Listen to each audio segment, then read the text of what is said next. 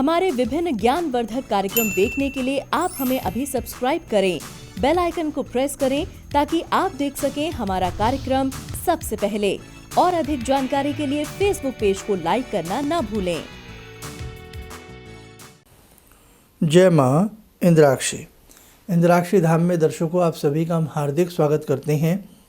आज के दिन जिन जातकों का जन्म दिवस है, मैरिज एनिवर्सरी है, उन सभी को हमारी तरफ से बहुत बहुत शुभकामनाएं।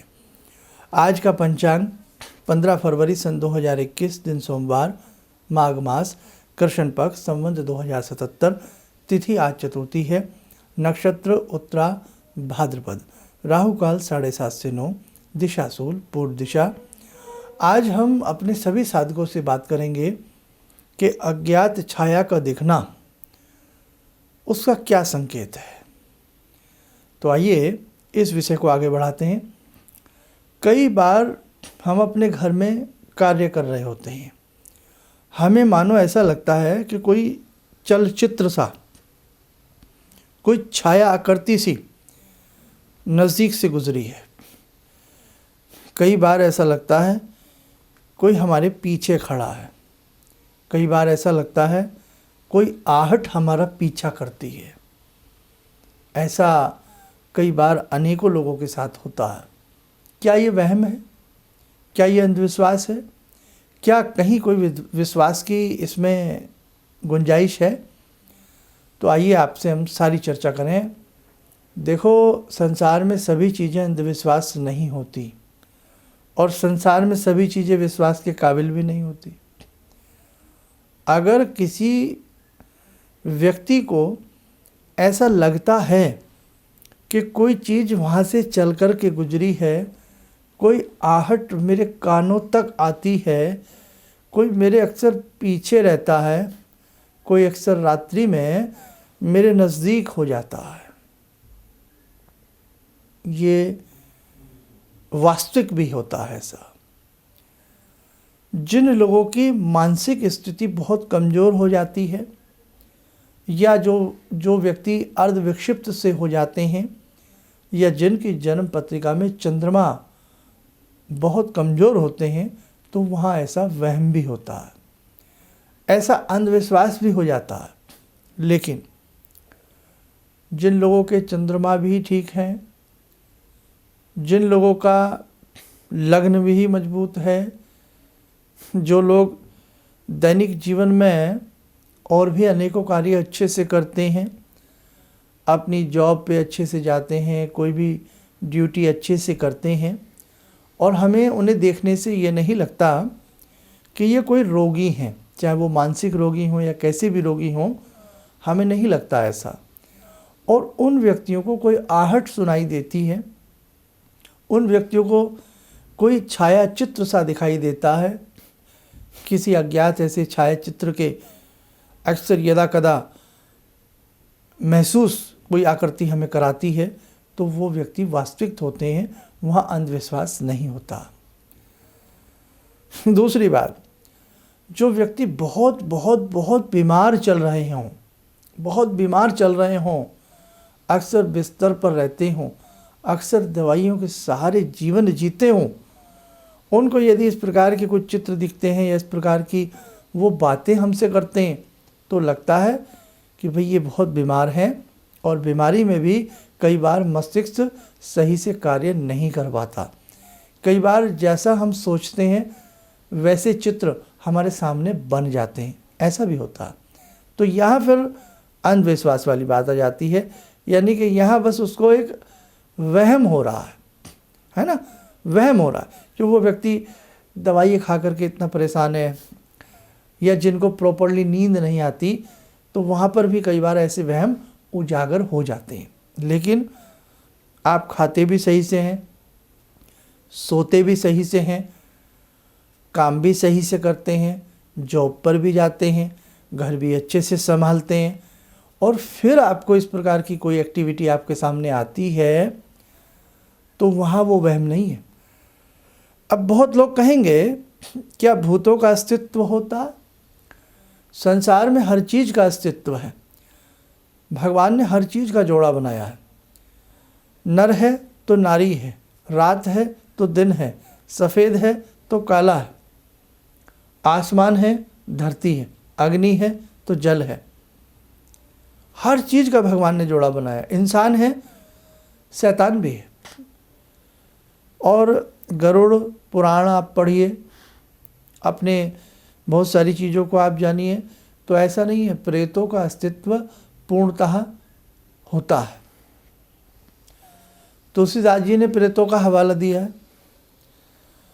और हनुमान चालीसा में ये बात ऐसे ही नहीं लिख दी तुलसीदास जी ने, भूत पिशाच निकट नहीं आवे, महावीर जब नाम सुनावे। ऐसे ही नहीं लिख दिया उन्होंने। हमसे आपसे तो बहुत विद्वान थे तुलसीदास, बल्कि हमसे आपसे क्या कोई तुलना ही नहीं है उनकी हमसे। तो कहने का भाव देखो, जिसके ऊपर गुजरती है वो ही जानता है ना। वही है ना, जिसकी बीमारी फटती है वही उस दर्द को पहचानता है। तो मेरे साधकों, हर चीज़ अंधविश्वास भी नहीं होती। कई बार इस प्रकार से कोई हमारे घर में, हमारे पास ऐसे कई फ़ोन आ जाते हैं कि शर्मा जी, मैं इस प्रकार की पीड़ा से पीड़ित हूँ, कोई ऐसी छाया मुझे सुनती है, ऐसी छाया मुझे दिखती है। अक्सर जब वो छाया मुझे दिखती है, घर में कुछ अनहोनी घटनाएं घट जाती हैं, बच्चे बीमार हो जाते हैं, हम बीमार हो जाते हैं, इस प्रकार की चीज़ें। लेकिन हम अपने घर वालों से कहते हैं, वो इसे हमारा अंधविश्वास समझ लेते हैं। तो हर तरह से इस संसार में सब कुछ है। और रही बात, बहुत लोग ऐसा ताना मार देते हैं कि साहब अंग्रेज़ों को भूत नहीं दिखते, विदेशों में भूत नहीं दिखते।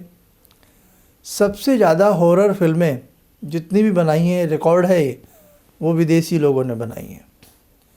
और अब तो ऐसे कैमरे भी उन लोगों ने बना दिए हैं जिसमें वो कहते हैं गोस्ट की पिक्चर आ जाती है, भूत की पिक्चर आ जाती है। आप वाइट हाउस में से संबंधित कुछ इतिहास कभी सुनिए, पढ़िए, तो आपको ऐसी बहुत सारी चीज़ें मिलेंगी।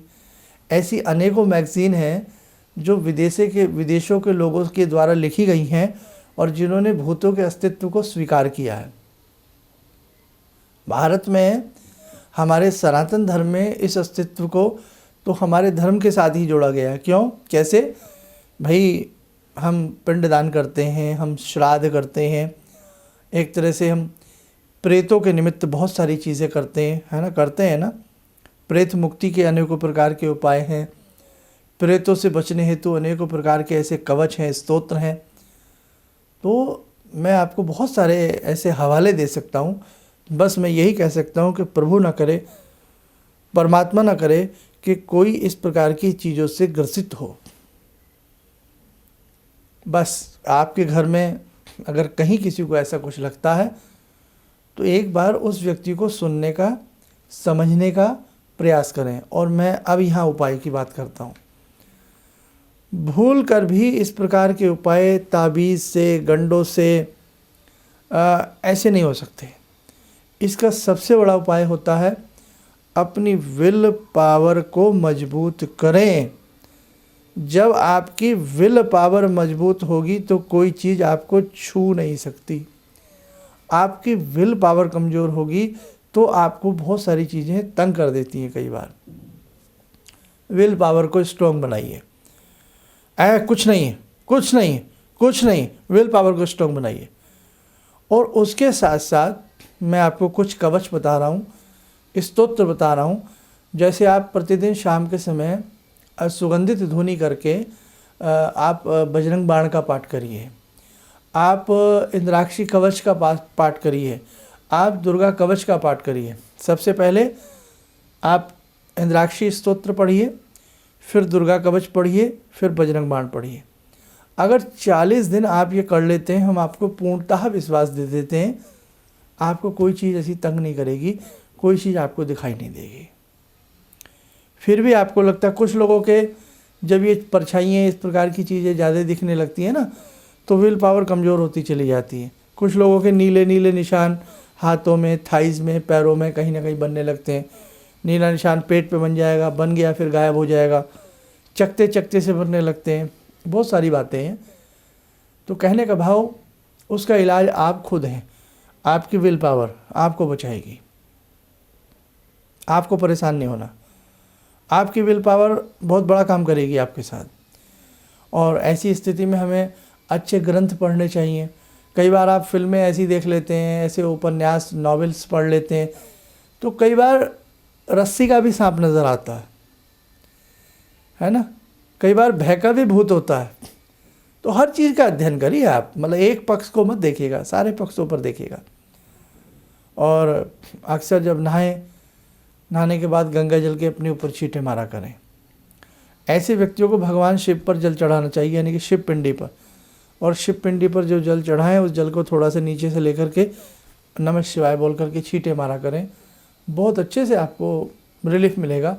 और 3 चीज़ फिर बता रहा हूँ, बजरंग बाण, इंद्राक्षी स्तोत्र, दुर्गा कवच और बजरंग बाण सुबह शाम दोनों समय पढ़ लीजिए आप, फिर बताइएगा। या शाम को ये पढ़ लीजिएगा और सुबह के समय 20-25 मिनट या आधा घंटा गायत्री मंत्र पढ़ लीजिए आप। बिल्कुल भी आपको किसी तरह की कोई दिक्कत नहीं आएगी। और फिर भी कोई समाधान नहीं मिलता है तो किसी अपने अनुभवी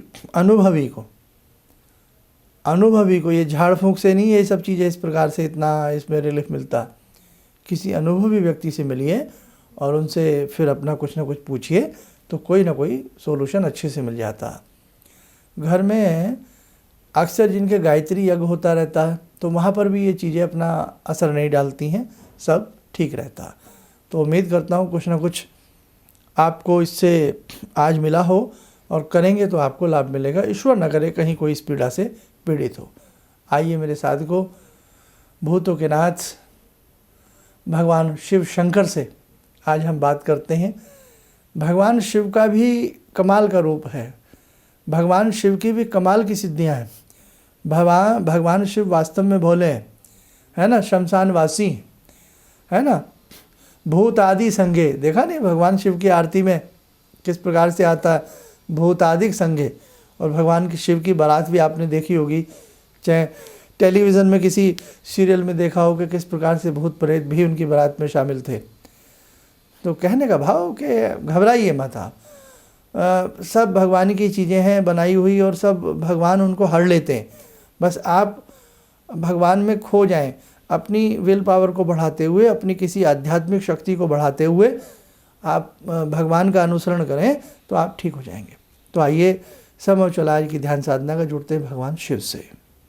ॐ आत्मा त्वं गिरिजामति सहचरा प्राणा शरीरं गृहं पूजा ते विषयोपभोगरचना निद्रा समाधिस्थिते सञ्चारपदयो प्रदक्षिणविधेः श्रोत्राणि सर्वागिरो यद्यात् कर्म करोमि तद्दखिलं शम्भोस्तवाराधनम् चन्द्रोद्भासितशेखरे स्मर हरे गंगाधरे शङ्करे सर्पे भूषितकण्ठकर्णविवरे नेत्रोत्तवे स्वानरे दन्ते त्वकृतसुन्दरां वरदरे त्रैलोक्यसारे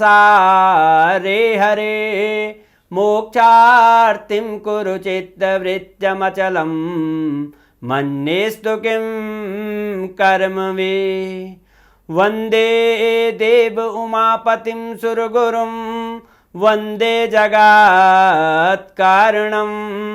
वन्दे पन्नगभूषणं मृगधरं वन्दे पशूनां पतिं वन्दे सूर्यशशाङ्कवह्निनयनां वन्दे मुकुन्दप्रियं वन्दे भक्तजनश्रयं च वरदां वन्दे शिवं शङ्करम् ॐ कर्पूरगौरं करुणावतारं संसारसारं भुजगेन्द्रहारं सदा वसन्तं हृदयारविन्दे भवं भवानी सहितं नमामि भवं भवानी सहितं नमामि।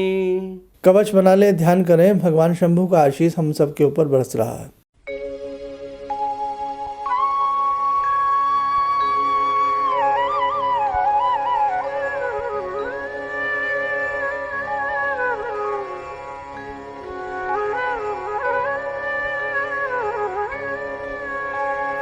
ओम बोलते हुए नेत्र खोलें, सामान्य हो जाए। देखो साधकों, दीक्षा के लिए आप बहुत लोग आतुर हैं, बहुत लोगों के लिफाफे फटाफट पहुंच रहे हैं। और कल है बसंत पंचमी, 16 तारीख है, बहुत अच्छा दिन है। कल से हम आपके लिफाफों में दीक्षा सेट रखना शुरू कर देंगे और आपको हम भेजना प्रारंभ कर देंगे। बस चिंता न करें, आप बहुत हृदय से हम आपका स्वागत करते हैं और आप हम सबसे जुड़ते चले जाएंगे। और जीवन के किसी भी क्षेत्र में आप कहीं पर भी मुझे सुन रहे हैं, देश विदेश में कहीं पर भी किसी समस्या से यदि आप पीड़ित हैं तो उसके लिए आप हमारे संस्थान में संपर्क कर सकते हैं। इन्हीं शब्दों के साथ हम अपनी वाणी को विराम देते हैं। जय मां इंद्राक्षी। जहाँ तक मेरा व्यक्तिगत अनुभव रहा है, मैं फर्श पर पड़ा था, आज गुरुजी की कृपा से अर्श पर हूँ। गुरुजी ने एक मंत्र जब पहली बार मिला था तो मैं ऐसी परिस्थिति में गिरा हुआ था कि मेरे को ये लगता था कि मैं जिधर भी जाऊँ मेरे तरफ एक तरफ कुआं एक तरफ खाई वाली स्थिति मेरे साथ थी। और गुरुजी ने वहाँ उस वक्त तो मेरे को 2 मंत्र दिया कि इसका आप पाठ शुरू करो, और 2 दान की सामग्री बताई थी और उसको मैंने शुरू किया। और उसके बाद से उस वक्त से लेकर आज तक मैं फिर जिस स्थिति में था वो पीछे मुड़कर मैंने नहीं देखा। किसी भी समस्या के समाधान के लिए मिले प्रसिद्ध हस्तरेखा एवं वास्तु विशेषज्ञ प्रोफेसर धर्मेंद्र शर्मा जी से। नोट: शिविर में भाग लेने हेतु एवं व्यक्तिगत रूप से मिलने के लिए कॉल करने का समय सुबह 10 बजे से शाम 6 बजे तक। हमारे विभिन्न ज्ञानवर्धक कार्यक्रम देखने के लिए आप हमें अभी सब्सक्राइब करें, बेल आइकन को प्रेस करें ताकि आप देख सकें हमारा कार्यक्रम सबसे पहले। और अधिक जानकारी के लिए फेसबुक पेज को लाइक करना न भूलें।